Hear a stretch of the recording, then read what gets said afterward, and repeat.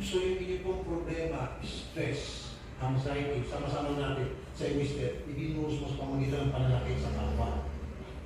Hindi ako nananakit talaga yung parang sa mga pamangkin ko. Anak ko, Kaya pa po yung hindi po mapamitak ay sa akin. So, ano niya sa tingin niya? may naliw sila sir na gano'n. Kasi sino ang buntis na yan? Hindi ako nabuling Sino ang may problema? Wala. Kaya ba sinabi may kailangan? Wala.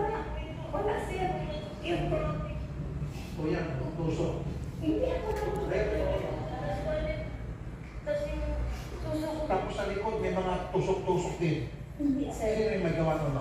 Yung purot lang sa mama niya. Hindi, yung mga tusok ko sa likod, tapos yung legs.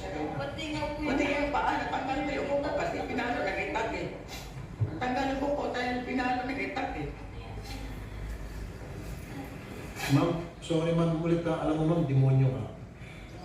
Hindi ka ng demonyo. Pag ito pumunta sa impyerno, matatakot si Satanas sa'yo. Tatakas si Satanas dahil baka mag-take over ka. Hindi nga.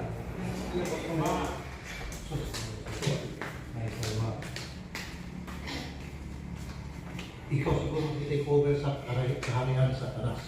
Pag ikaw pumunta sa impyerno, maiiyak sa'yo si Satanas. Maniwala ka. Maganda yan, sabihin sa taas, huwag kayo mag-take over sa inyong teritoryo mo.